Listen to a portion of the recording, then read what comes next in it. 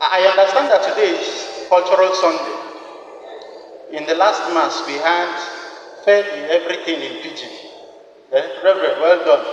I think the beauty of everything is seeing that we can all live together. The Gospel's introduction was in Igbo. The Gospel reading was in pidgin. And the Gospel's conclusion was in Guinea. And every one of us, even though I don't understand Guinea, we all got to know what is being talked about. So sometimes when I see tribalism, bigotry, all these forms of discrimination going on in our country, it is sad. It is very, very sad. When I began the Mass in Igbo, a good number of people here, we are so happy. I wish I could do the one in Yoruba also. But the Yoruba people, Eka Roy. Is it Eka Roy Ekaso? Thank you very much. Eka Roy.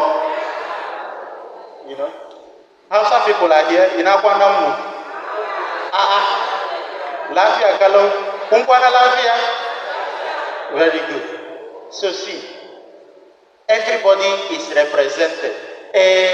Delta people, Urobo, Miwo.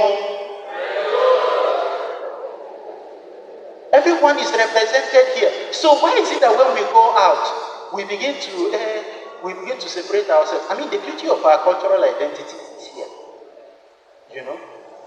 It's here. Anyway, very briefly. So I just want to highlight 3 things from today's gospel. The first one has to do with God's presence even in times of turbulence. Number 1. I'm saying this so that in case I forget, people will remind me. Number 2,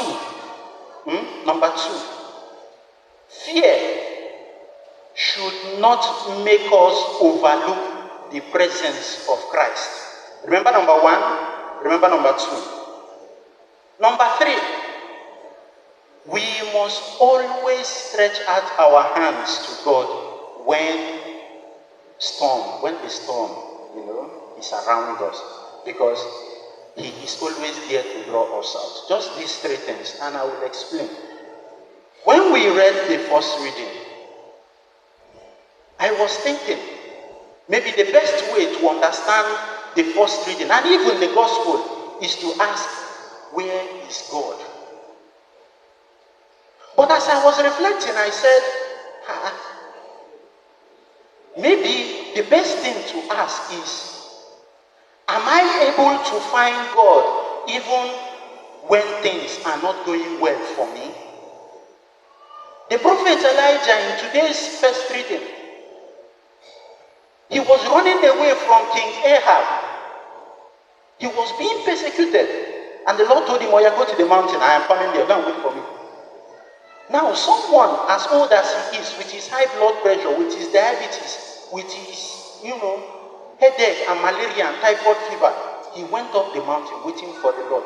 You will be scared because you do not know what is following you. Earthquake came, the Lord was not there. Fire came, the Lord was not there. Strong wind came, the Lord was not there. Brothers and sisters, in your difficult moments, can you patiently find God? Can I find God even when things are not going well for me? Elijah was able to do this because he was patient enough to listen to the calm, still voice. That is where the Lord is. The Lord is not where everything, and that is very beautiful. You would expect that the Lord of all creation, He created heaven and earth. Abi, He divided the Red Sea. Abi, He did very many big things. But again, sometimes we forget that this God that did very many big things also came as a small child to be born of the Virgin Mary. This very big God was born not in a hospital, was born not in one beautiful theater, no, where animals were staying. So when you are talking about those big things, Also remember that he's capable of doing the tiniest things that you can't even comprehend. He who is the ruler of all the earth. Do you know where he rules from? From the cross. He rules from the cross. So it is not in the big things that we will always find God. I'm not saying that God is not there. All I'm saying is that God can also be found in the tiniest of places. The question is if you and I are able to, see him. Now the second point, fear. When we come to the gospel, I think we will not blame the disciples. I have chosen not to blame the disciples, because how many of us have traveled in a ship? Those of us who have traveled in a ship, who have never traveled in a ship, to be honest. But sometimes when I see on TikTok, there are some AI videos that you see where ship is moving and then the wave is coming like this and like that and all of that. You are also scared, and So imagine that this was what the disciples were seeing. Reverend made a very important distinction about distance, and I like that. Well done. Now the disciples were far away from Christ, and the waters started to be, to shake. Winds and storm everywhere. Of course, they would be afraid. But the question is, when your fear encounters Christ, what should it do? What should your fear do when it encounters Christ? I'm not saying don't be afraid.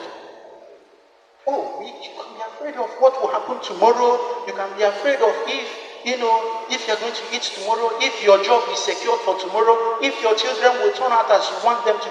Yes, very good. But immediately it comes, your fear, you carry it and Christ meets you. One who is always present with us.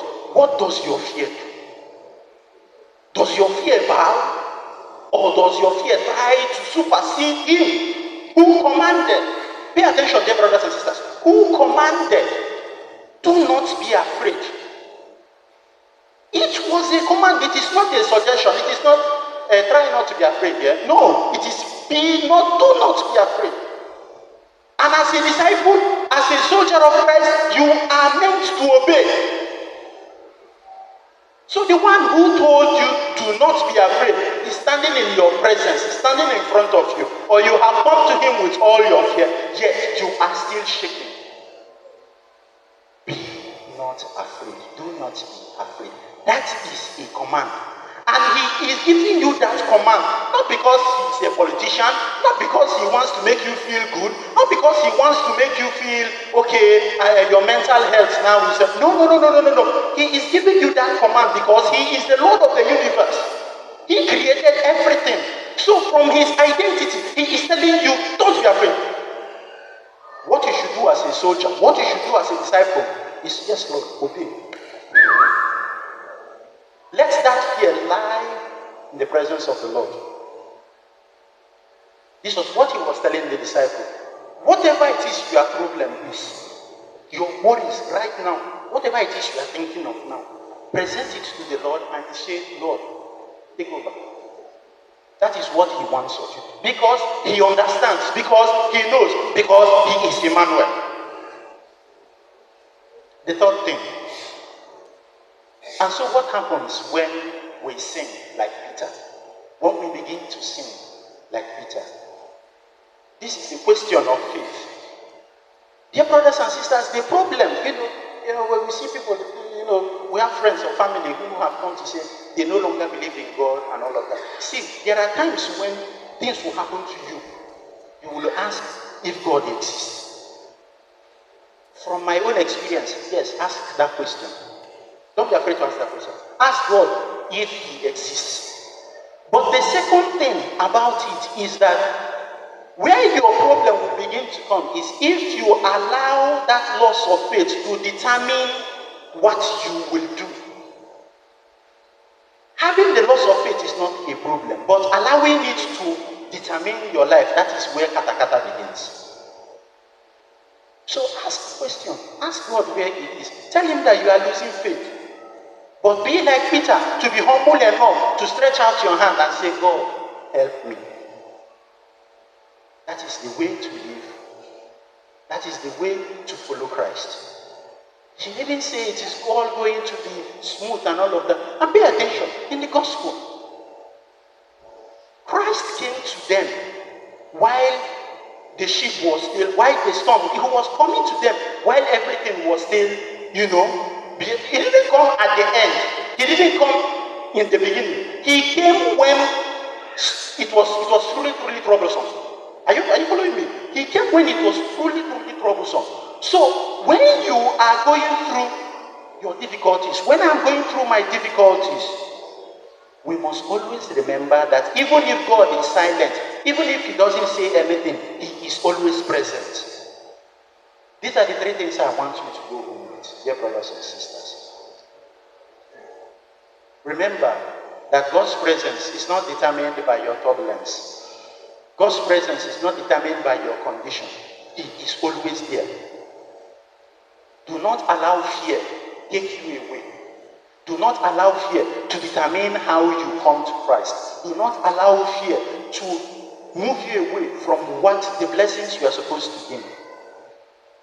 Finally, when you eventually come to that point when your faith is sinking, be humble enough to ask for help. Ask the Lord for help. He is always there to help you. Dear brothers and sisters, the storms of our lives will be very heavy. Will be very heavy. The waves so high. But do not forget, only Christ has the final.